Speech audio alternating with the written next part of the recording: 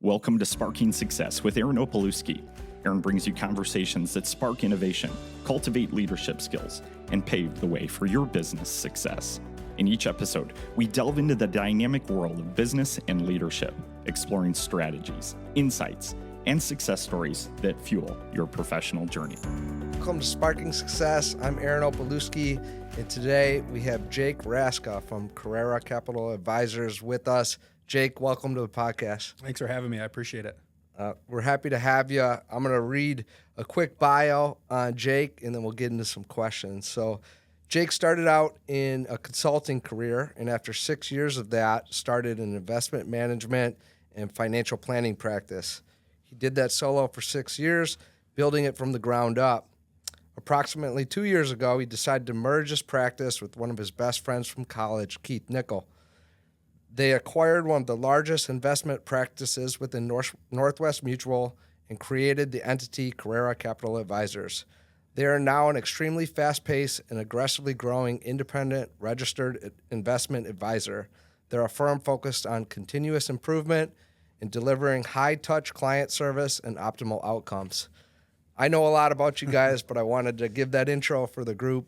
Welcome, man. Thanks for being here. I'm excited to be here. So, okay. I was doing prep for this, and I usually ask people about their stories, and I looked at some of the stuff that you had sent over and just from some of our conversations, and two of our core values: mindset's the foundation of excellence, conquering adversity is the recipe to success. I just saw it like all over your story that you were explaining on how you guys built Carrera. So I think that's why we're so aligned and have become friends. But I'm excited to hear more about it. So could you tell us about the story of starting Carrera? Yeah, and first and foremost, I got to say I'm very fired up to be here because I admire you a ton. And for those that don't know, our suites border each other in the office, right? So we get to see each other quite a bit. And what you guys are building here at Spark is unbelievable. And it's fun. It's motivating to see your team in the hallway. Everybody's always fired up every day. I think it brings energy to what we're trying to do at Carrera too, which has been fun because we're kind of we're pushing each other along the way, I think. So just super appreciative of the time here. And yeah, I mean, back to your question, right? So Carrera is it's our baby, it's our passion.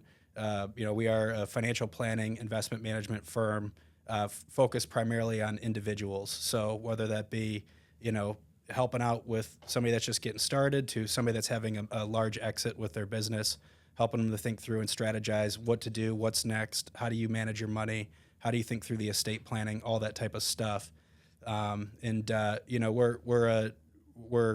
mean and mighty, and we try really hard to push every day to just get better, and that's our love, that's our joy, that's our passion. So, okay.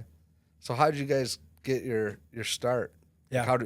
I know you had a business before you and Keith, connected. You've been friends since college, right? Yep. Yes. How did you guys decide to start the company, though? Yeah. So the story of Carrera really is it's actually three individuals that kind of came together about two years ago.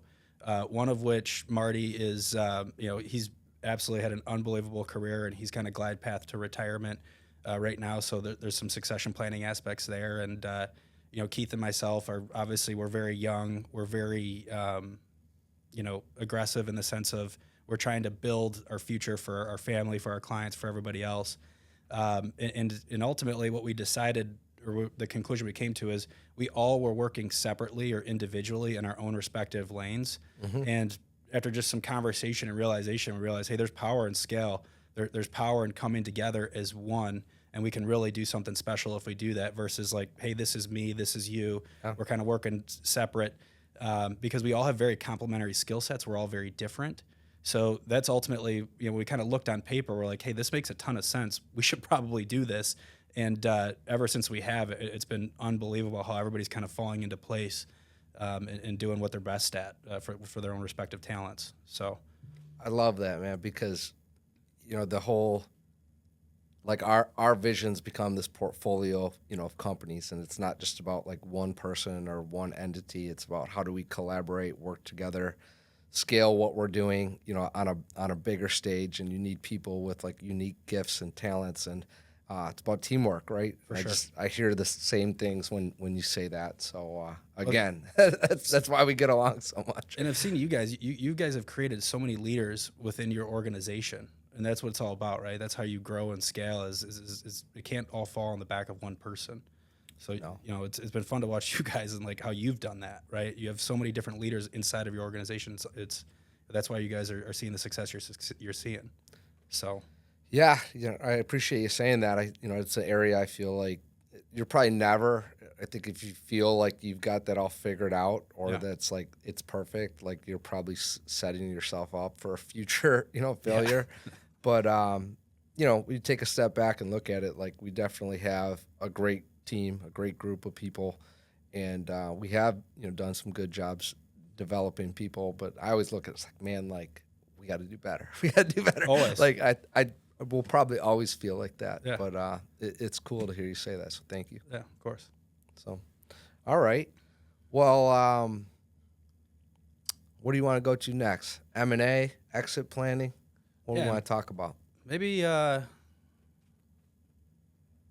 about like family and business. That might be a cool one. We both have young kids, and do you want to talk about that a little bit? Yeah. So let's get into that. Yeah. We both, I think, work a lot. That's a fact. Yeah.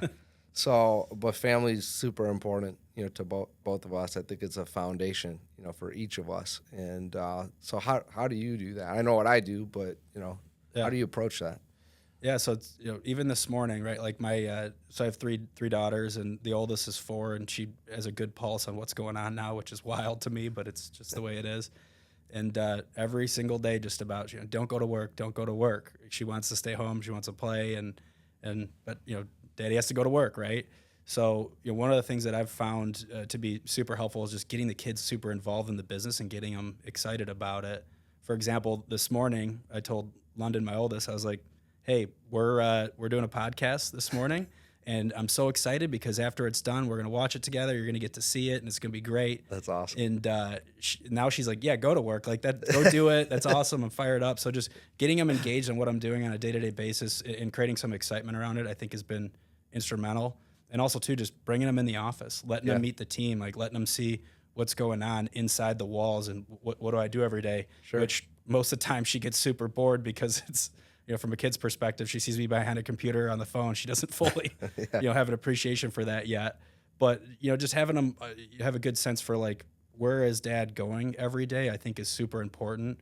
And also too, like, I mean, you probably feel the same, but it's so important for your kids to see you up early, working hard, and just driving these values into them now to say like, hey, this is what you need to do to be successful. And this is what my dad did. And this is what I want to do too. Right. Yeah. So it's all that stuff is just, really making sure that even when you're tired, when you don't feel like doing it, like still get up and do it, and don't ever let your kids see you not in a good place relative to that. Yeah. I mean, that's so true. People, our kids specifically, but I think this is a good business lesson, a good life lesson. Anyone that you're trying to influence in hopefully a positive way, right? You can say things, your words, it's not that they don't matter, but your actions, your intent, like your consistency to, do your actions match your words? Like that's important. Like behaviors are caught, not taught. Yeah. So these little eyes are watching us, all the time. And whether it resonates like right away or not, I like to think that it's like, hey, like we set a good example, we're laying at least a good foundation and groundwork for what they can use as frameworks for success, hopefully in life. So we'll see how that, pans out. Yeah. But, I know that's been true in business. Like if I am telling someone to do something and I'm unwilling to do it or doing the opposite, it's not going to work. No. That person's, they're not going to buy into that. They're not going to believe in it.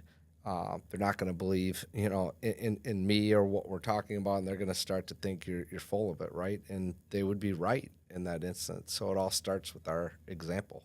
No, 100%. I love that you just said that. It was something I actually wanted to talk about today. Was like, culturally, not to get away from the family thing, but just back to business, right? Is just, that is absolutely a principle that I 100% agree with. anytime we go through difficult situations operationally at Carrera, or we're facing adversity, my first instinct is to roll up the sleeves and just start doing it. Working with the team. No task is above me, and just continuing on the pursuit of just showing, hey, and being helpful too. It's about providing support so the people around you don't feel overwhelmed too. So that's a good point. I love that, and it resonates with family life too, because your kids, your wife, if you're at home and you're doing things that even at home you feel like are below you or whatever, people respect the person that rolls up the sleeves and gets it done, even though they don't have to. Yep. And I think kids appreciate it. I know our wives appreciate it. It's just we always got to be on, and it's a tough position to be in, but we got to do it with a smile on our face, and we got to actually do it, right? Yep. So staying on the family side real quick, do you do any kind of like time blocking or anything like that, where like to help you focus in, or? For like my personal calendar, you're saying? Yeah, like I just know one thing that, and a lot of people don't like this, so it's like somewhat unpopular, but it's helped me be like mentally present. Mm-hmm. Something I struggle with probably the first decade of being an entrepreneur.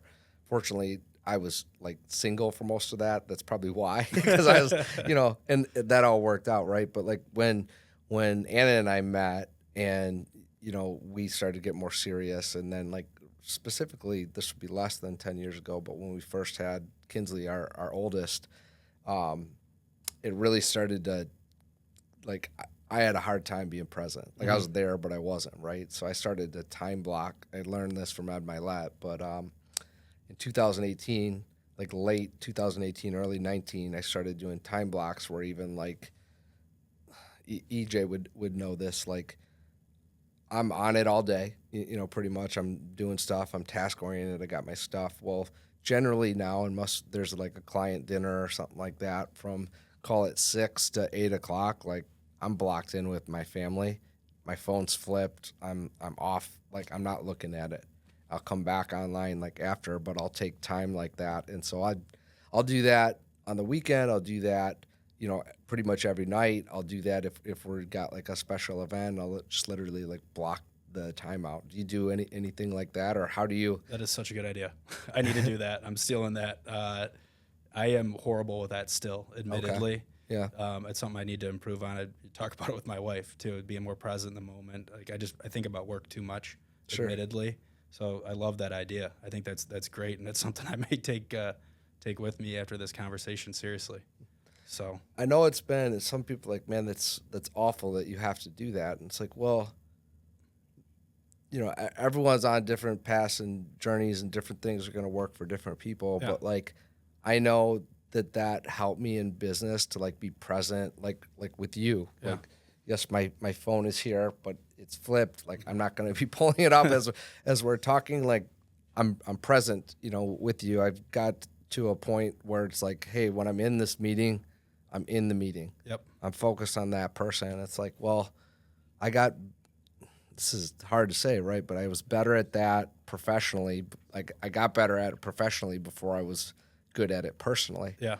But it was like, holy crap, like I can take this and actually use this on the personal side too, because, you just get in those, like time moves fast, right? Yeah. So it's like when we love our businesses, we care about our businesses, we care about everyone involved in them, and like we have the best of intentions. So it is constantly on your mind. I need that like trigger to like, hey, I'm in this, and this is no different than any other meeting. I'm present, here in this moment with these people that happen to be my family, who we love the most, right? So like, why wouldn't, if that works, why not use it, I don't think it's awful at all. I think it'd be more awful to not be present in the moment with your family. And I'm a big system and process guy, because that forces you to follow. So if that's what works, then you should do it for sure, right? So, and it's funny because I'm saying that I'm a big system and process guy, yet I'm actually lacking in a system and process with that. So, it's a great idea. I love it. I think it's great. And I think it can help, just to make family time extremely more productive, especially as much as we both have to work. It's limited time we get. So why not try to maximize that time, right? Yeah. So I love what you said about kind of integrating your kids and family like into work. I was thinking about this morning as well. So I'm sitting there with Kins, and like I'll eat breakfast with them now most days. And when they're in school, I get to drive her to school in the morning, which has been fun. I just kind of blocked my schedule to be able to do that. Yeah. If we didn't have as big of a team, I probably couldn't do that because I'd be out at some client sites at 6 a.m. But I'm not. I don't do that at this point anymore. I would if I need to, but I get that time. So, Yeah. anyways, we're together this morning, and somehow like I bring up like cold calling, and I'm like messing with her, and I'm like, okay, like. Who would you cold call, and like what would you say, what would you be selling? And she's like, well, this person, and she knows them. I'm like, well, no, that's a warm call. Yeah. Because you know them. So we're talking about it. And then she just grabs my phone and she called my mother-in-law. Try to sell her something. Yeah, so whatever. We're working on the concept, but I don't know, just like having fun with it, with stuff like that. Like It's like something that simple, right? Like picking up the phone and calling somebody you don't know is something that to us now probably feels so basic because everybody in this room has done it, right? But like her knowing that that's not a big deal and that's an okay activity is going to just blossom her in the future to not be afraid to reach out to people and put herself out there. So this stuff, these seeds that you're planting, they're going to blossom, without question. That's the goal. So Well, hopefully, yeah. Yes. I guess none of us know for sure yet. They're both pretty young. They're all pretty young.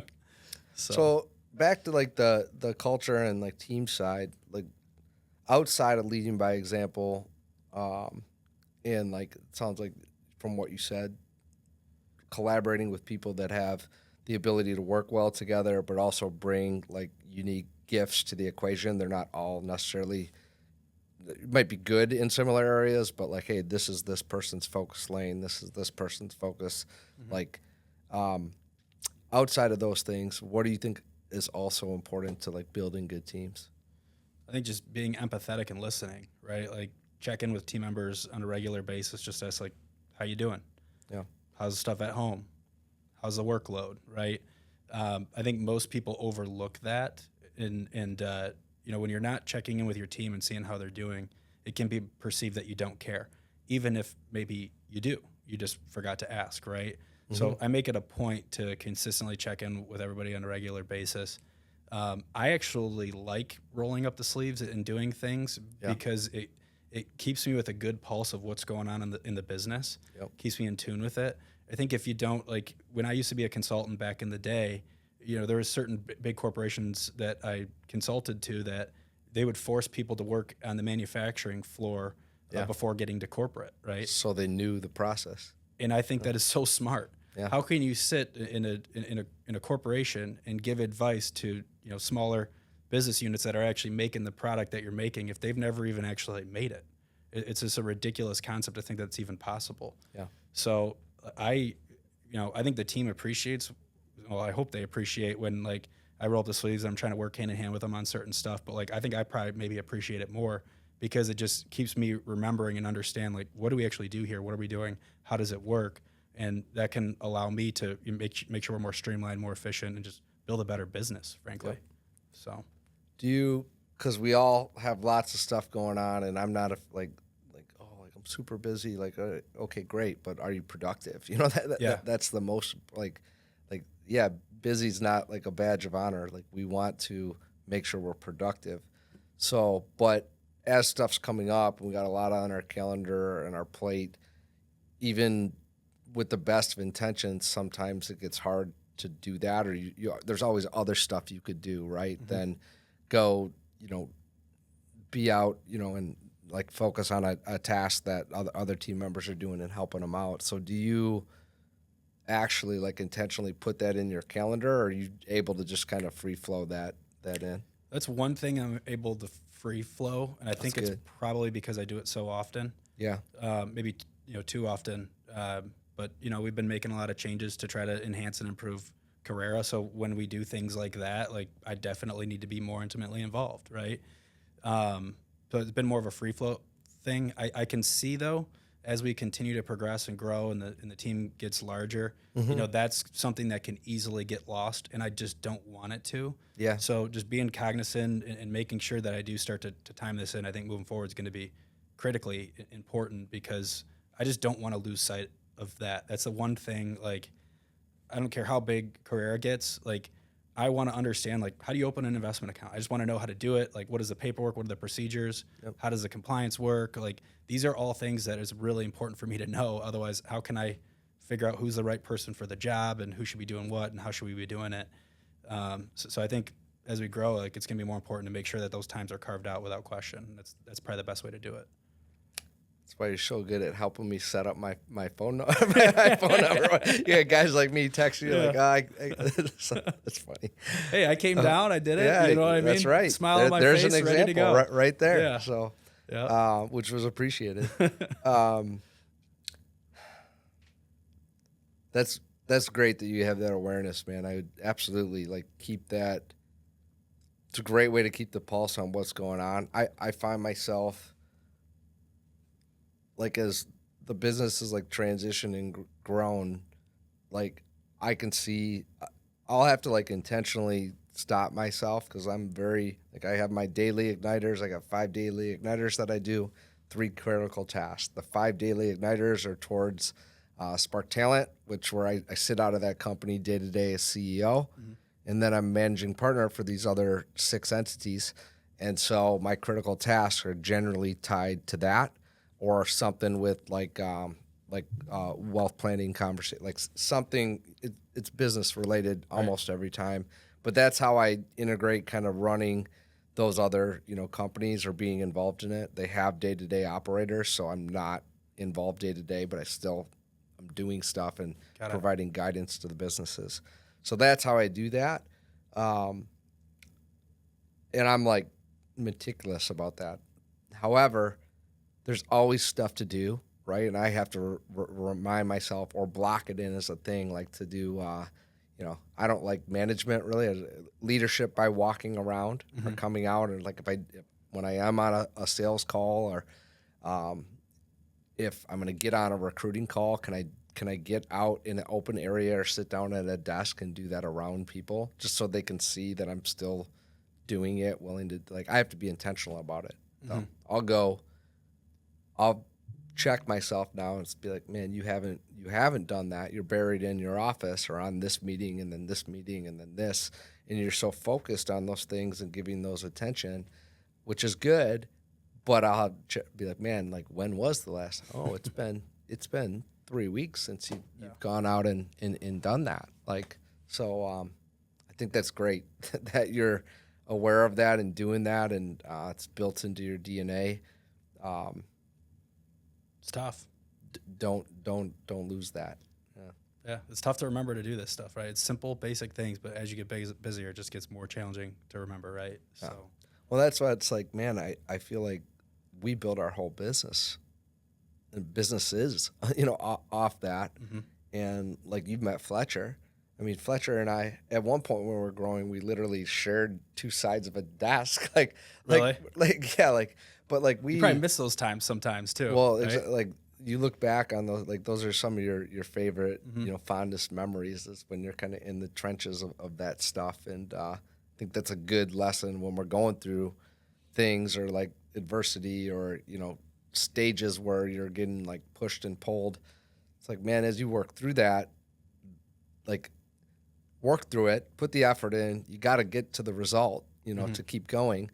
But enjoy it too, because you're going to look back on that, and it's like, part of it is, I don't think you probably look back on that fondly if you don't ever overcome it. But when you overcome it, it kind of becomes like, it becomes a part of your identity, right? Like, man, like, look, we can do hard things. Like, we can learn from it. We can grow. So, but yeah, we were so built on that. And now it's like, man, I really have to check myself and, like, are you doing this enough? So, but that's why you guys are growing, because it's wired into your DNA. Yeah, we just can't lose it, right? That's the biggest thing.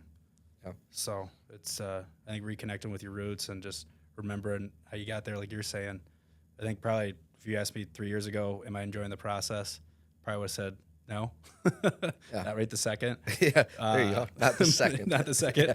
But yeah, like right now I'm really starting to enjoy the process. And I've had mentors in my life tell me like, you got to enjoy the process because these are gonna be the times that you miss the most. And now, with that mindset shift of just like, hey, even when something bad happens, just appreciate it because it's such a fun learning experience that you're going through, even though you don't realize it yet. And, we've had a lot of fun learning experiences, AKA, I'll say adversity that we've been facing over the past few years, just transforming Carrera and really getting it in a place where we think we're the best that we can be. And I look back, I'm like, wow, I feel like a totally different person because of all that. And now moving forward, I'm not afraid of anything anymore. I have all the confidence in the world every day of what we're doing, where we're going. I just know what's going to happen now. And I didn't have that confidence prior to getting thrown in the mud. Yeah, it just built it through changed that. me. Yeah.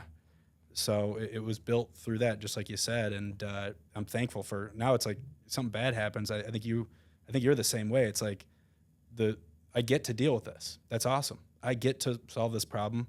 I get to be a part of this. Like it's a positive thing, not a negative thing, right? Yeah.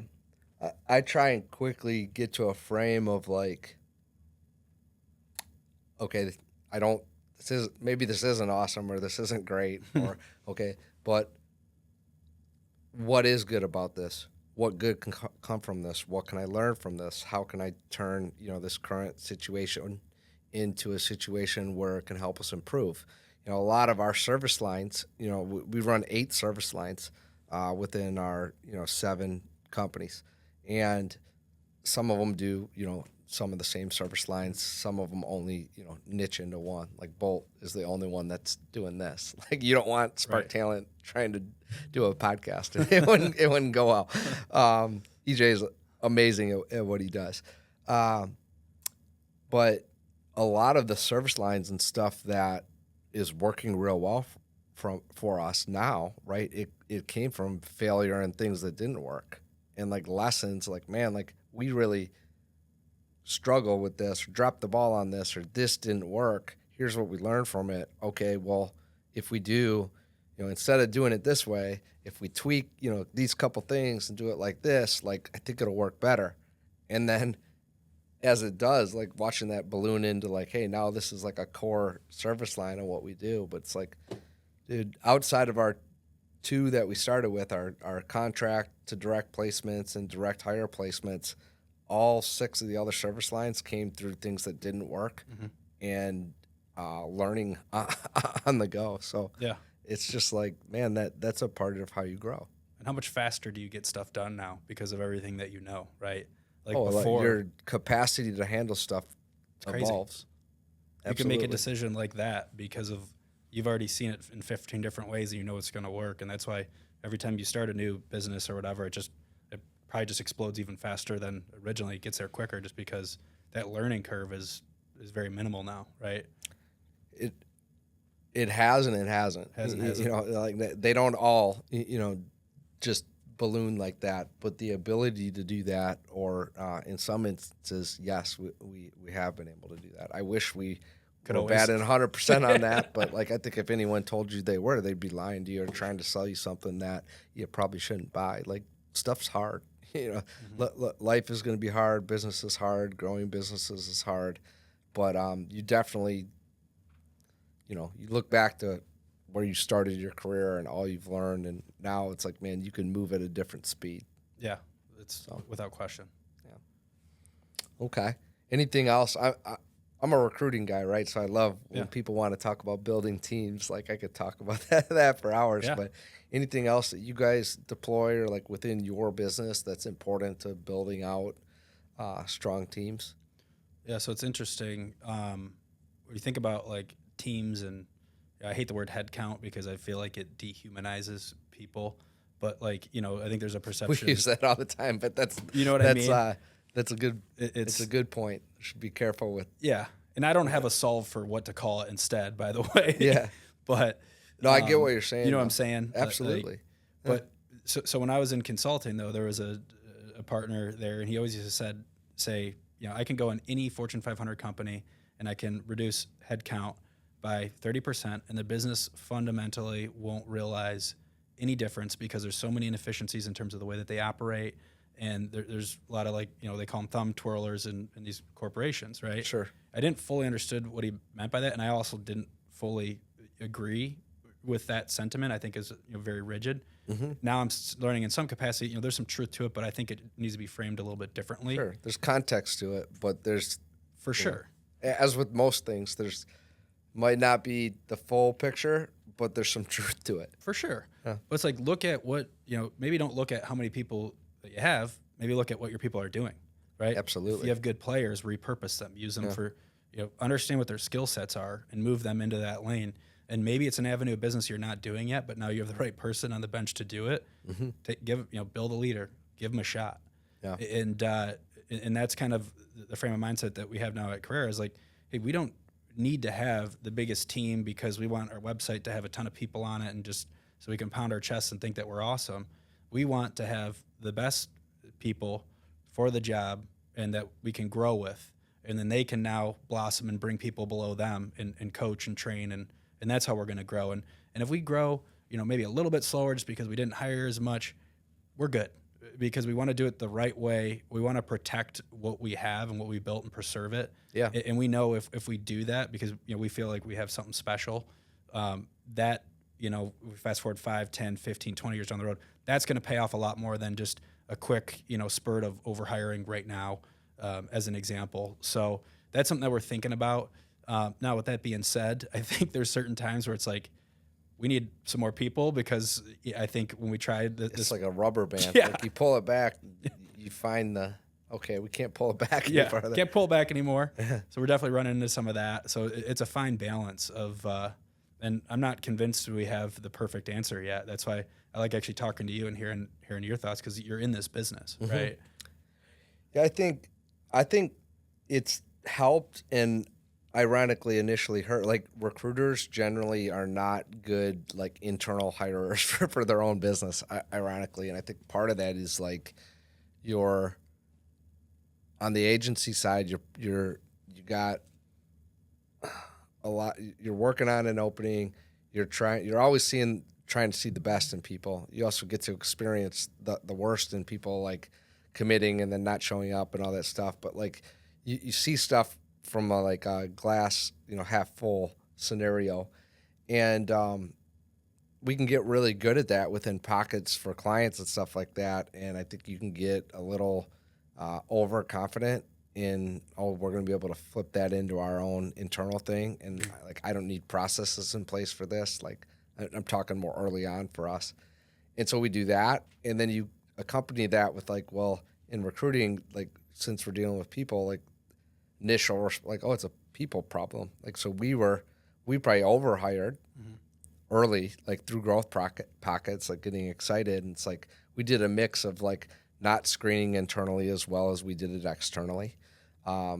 Me passing too much of that process over and then overhiring, probably a little bit because in a good way we're growing and wanted to service customers.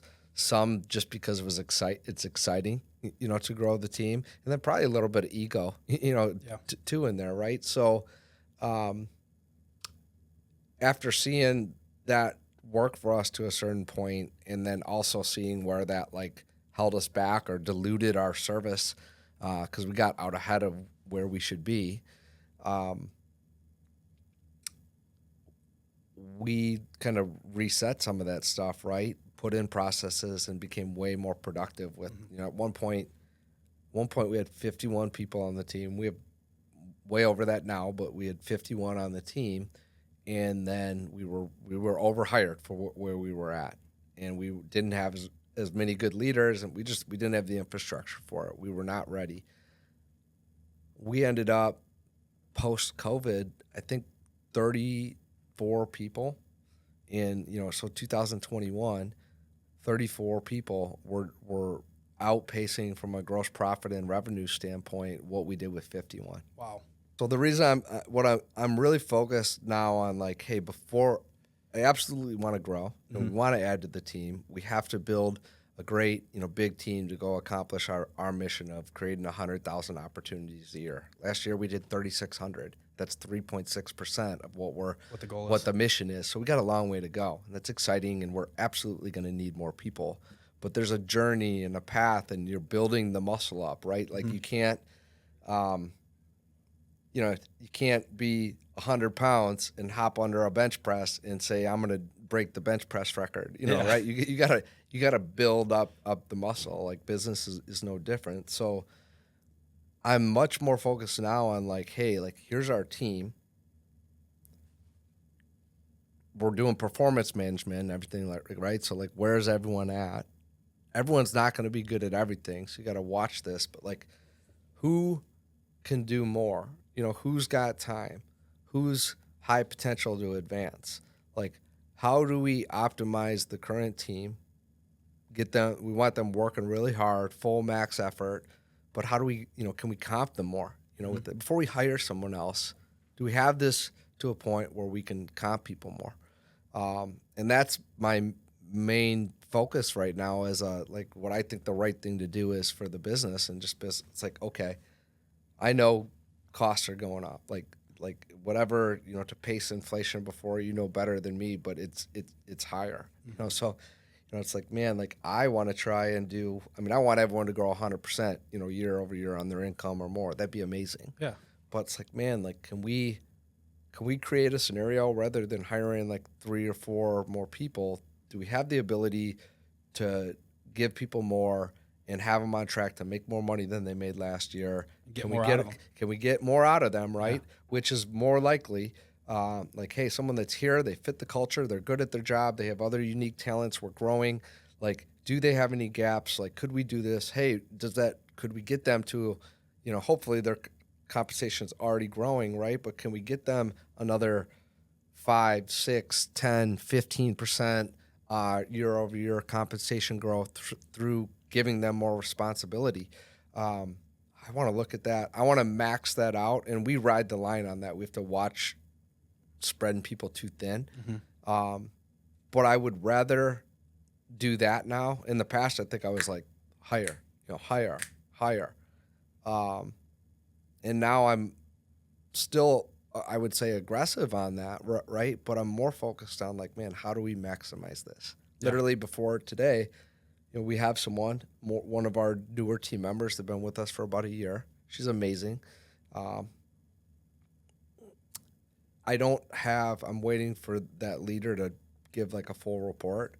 But to me, it looks like there might be some more room to like some time, mm-hmm. like some gaps in time. Yeah.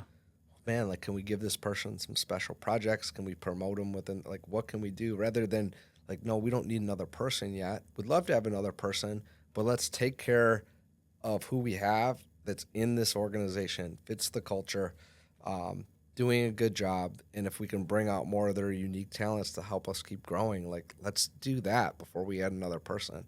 Because what are we going to have then? 2 people that are, as these costs are going up, struggle. Like, and I'm not saying we have that nailed perfect, but last year we had 96% of people that had over at least an 8% comp increase or higher, some as high as 250% or so. So that's likely significantly above benchmark, right? When you look at wage increases. So when we have a lot of work to do. There's plenty of things to improve on.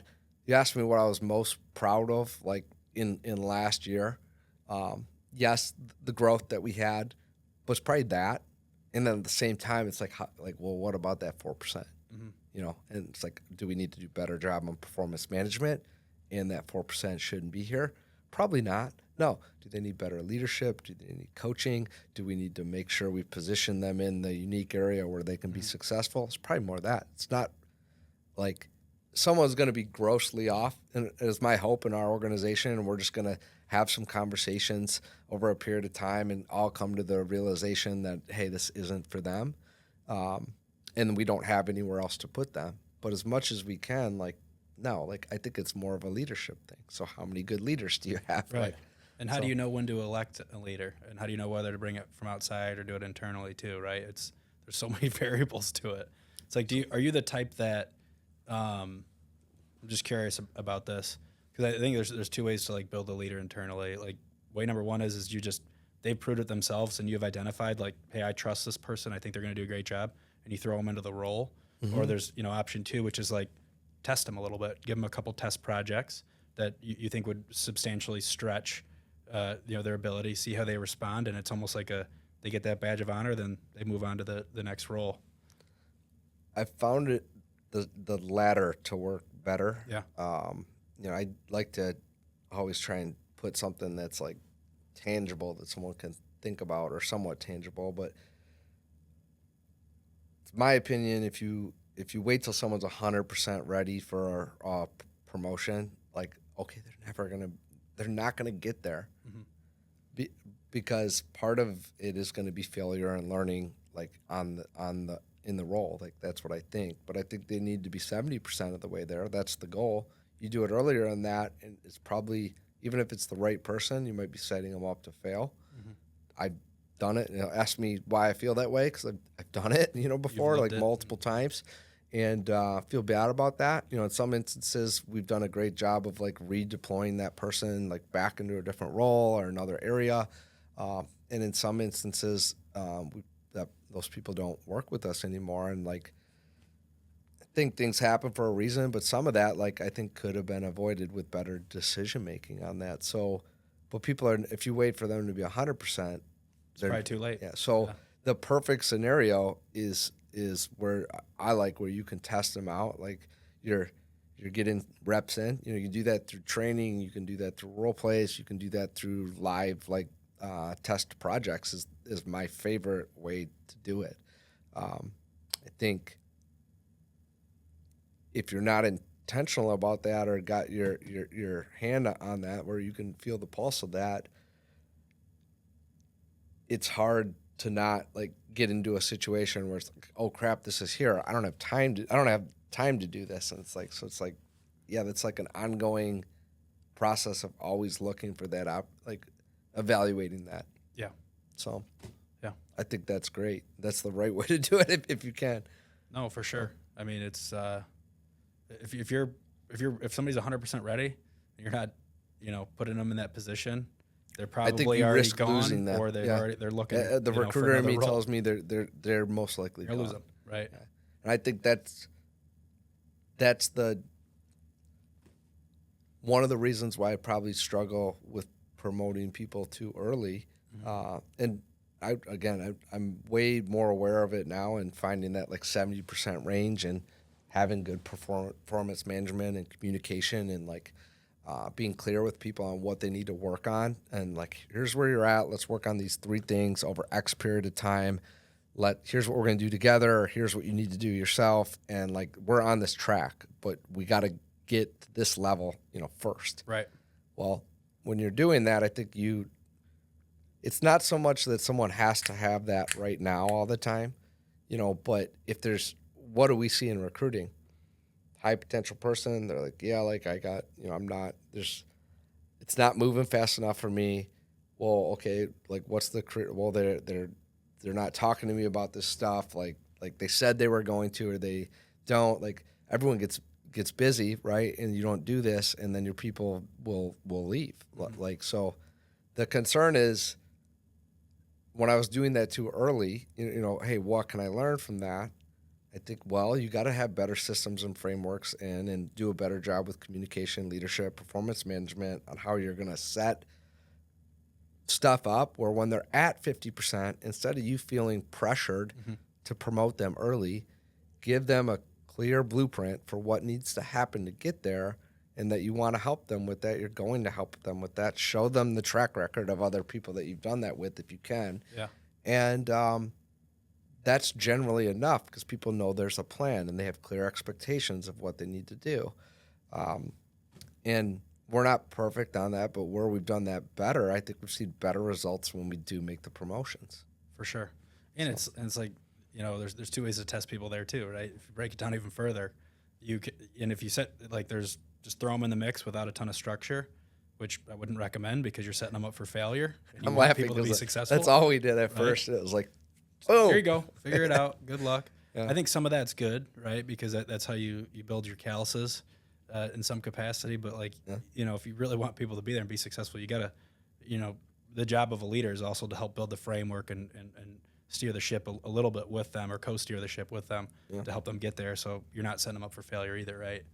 It's a fine balance. It's definitely an art, not a science, right? Yes.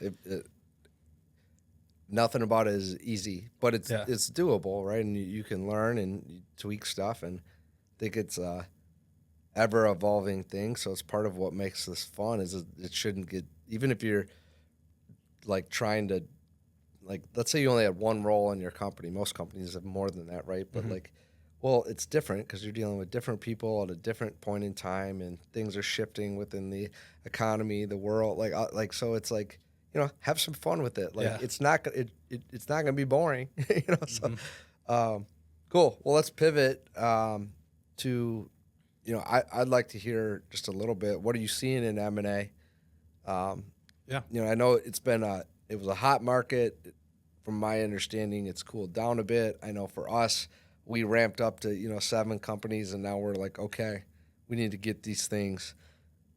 We want to take these things to the next gear before we just go add another one. Right. Maybe we're missing out on a better time to add. I don't know, but I'm interested to hear. This is your world, so. Yeah. Well, it's industry specific, right? Every industry is responding, I think, differently to interest rates, and I think private equity drives a lot of, you know, small business owners and mid-sized business owners exits, and private equity activity seems to be heating up again, and a multitude of industries, right? They have a lot of dry powder. My biggest concern with, you know, a lot of the acquisitions that happened over the past couple of years, I think there was probably a lot of overpayment and high multiples, and just because there was so much money out there. So the question I always ask is, like, you know, these private equity firms that maybe overpaid for these firms, and they don't necessarily know how to add value to the companies that they bought, you could see private equity returns suffer potentially, and if they don't have the right strategy. Anytime you overpay for something, it's not good, right? Sure. So, you know, I think we've seen valuations come down in certain industries. Some have stayed kind of flat. I don't think, you know, we've seen a ton of valuations going up. I'm sure there's some somewhere. But, you know, interest rates go up. Usually valuations go down. It's like the housing market, although the housing market's not doing that right now because of supply demand, but usually interest rates go up. The price of a house should, in theory, go down. Although economically, we're in a very interesting cycle. You know, when you look at all the data patterns across any segment, I think things are a little bit strange right now. But, like, I have a ton of conviction around organic growth and inorganic growth, and having a really good strategy for both. Like, organic growth, you want to make sure you have good salespeople, you have good referrals coming in, your clients are happy, your reputation is strong, you're doing a good job, and business is just inbound flowing in, because, you know, organic growth is not leveraged. You don't have to take out any debt. You don't have to buy it. It just it happens. So it's free in a sense, right? Yes, you have to invest in people, processes, all that thing, but it's a really good way to grow your business. Yeah. And then if you flip it to, like, inorganic growth, that just helps get you there faster. Yeah. Right. Like, when you're talking about through acquisition, basically. Through acquisition, right? So like, it's about building the platform, and that's one of the reasons why, you know, us at Carrera, we were thinking, like, hey, should we do this? Should we come together? Should we be a part of the succession plan? You know, the individual that we're working with on that had a larger team than us, larger business than we had at the time. So just bringing that all together, the benefits that we realized was, like, after we did that, and it went really well, really smooth, and I think we just retooled everything and improved everything. Yeah, we were like, wow, this works. Like, mergers and acquisitions do work. It is a quick, efficient way to build your business. And the thing that I'm probably the most proud of is, like, in terms of what we're able to deliver on the client side, that has increased dramatically. Our skills have increased. The team members are dramatically way more qualified. We have people with a ton of designations on our team that are really smart, intelligent, that add a ton of value and drive a ton of value. We probably wouldn't have been able to do that as quick had we not, you know, gone the M&A route. So are we totally getting away from organic growth? No. I mean, you know, we market. Our clients do a great job, you know, of referring us as well too. But one of our pursuits in an ongoing basis is going to be our industry specifically. If we look at our industry, the average age of an advisor is around 60, I think it is. It's a super fragmented industry. Yeah. There's a lot of succession planning. So, like, I just look at our industry specifically, right? Like it is absolutely a prime target for M&A. Yeah. Because there's a lot of older advisors that don't have a clear succession plan. We're young, 35 years old. We're going to be doing this for a long time. Like, who better to do that than us? So we're going to build a platform so we can plug people in. So it's not just, hey, Bobby wants to retire and we come in and we buy his practice and, all of the clients come over and then see you later, Bobby. It's like, we want people that want to have a smooth transition and want to put their clients in the best possible position afterward. So it's not just a handshake, hey, meet this new guy, see you later. We want to do it the right way. We want to make sure we're doing M&A with practices that we see a ton of opportunity in, meaning like we look at it and we say, hey, you've done a great job, but like there's 4 or 5 levers we can pull to add immediate value overnight. That's a good acquisition target, outside of just, hey, we like the person too, because anybody that you do M&A with, you have a business relationship afterward. Yep. And you have to have conversations. You need to make sure you see eye to eye on things and you have the same vision and for the future. So there's a lot of due diligence that needs to be done, but like a ton. It's just like it can get you there so much faster if you pull both levers without question. You just got to make sure it's right for your specific business, right? I couldn't agree. I'll talk to the acquisition thing's been a newer thing over the last couple of years. Or again, we've done more mergers than we have an actual. We haven't really done an actual acquisition. Mm-hmm. We were close, and then that fell apart, and we just kind of gobbled up some of the talent from that falling apart, which is not how we wanted it to go. We tried our best, but another story. But it's doing both. Like I as I've got more integrated in that world, it's like you see people that's like they're like it's almost like a drug, to do that, and there has been so much access to capital, and it's like yeah, but what about as you're doing that? Like for me, as someone who first built these things like all organically before doing any of that, it's like, man, but like you got to do that. You got to integrate teams and culture, and like, shoot, if you're just like, that's going to be tough from that. Like, there's going to be challenges with that. There's opportunities, but there's challenges on that. You got to be ready for it. It's like, too. Man, like, if you're just like only doing that, like the acquire side and none of the organic side, like, I'm like, man, I think if we went that route, I would fail. Like, we would fail. Like, so doing both, it's like the other side. It's like, well, you're going to miss out on adding some key potential people that can really help you towards this big mission. Like in my opinion, for us, like, that's how we're going to get there. Right. Is some of this, and it's doing both. Right. And the beauty of a merger is you're generally merging with somebody who's also an entrepreneur, right? So you're just building up the bench of that type of people that share that same type of mindset, which is you should, if it's the right person, help you scale more too, right? Man, I have like 50 questions that I could ask you on this, and I won't keep you here all day to respect your time. But, for me, when I'm looking at like valuation or like strategy on this, it's like, okay, like reoccurring revenues, some client diversification. For us, like within that, I'll just say diversification. So it could be client diversification, but also like sector expertise, like diversification. And then ultimately like EBITDA, like those are the things that I'm focused on outside of, wasn't planning on this, but like everything we talked about on like, well, if it's all the entrepreneur and you got to have a great team built out. You almost want to replace yourself in all aspects from a standpoint of like, if you were to be acquired or like an exit plan. And, I'm not interested in that, but I am interested in building the best company possible. And that is how we're evaluating when we look at this stuff. Am I missing? What am I missing there? I know I'm missing some stuff, but those are our focus points on like, hey, how do we make our business attractive at a higher multiple, or more valuable? We have 15 equity partners. So I feel like it's my responsibility within that group to do everything we can to drive, the valuation up. Yeah. So Also, too, I think a lot of people miss increasing the value of your business is not just about selling either. It's the more your business is worth, the more you can go to the bank and leverage lines options of credit to grow. Yes, that's right. So it's like you're basically building your house goes up in value. You can refi more out of it. It's the same concept with a business. So that is absolutely an importance of growing the value. Is like it just gives you more access to capital to grow and just do a better job for whoever your customers are, right? But I think you hit on most of the hot button issues. I think those parts are the easy parts because a lot of it's just math, numbers, and looking at reports, right? Customer segmentation, revenue diversification, growth over the last 5 years. Like that's just a math exercise.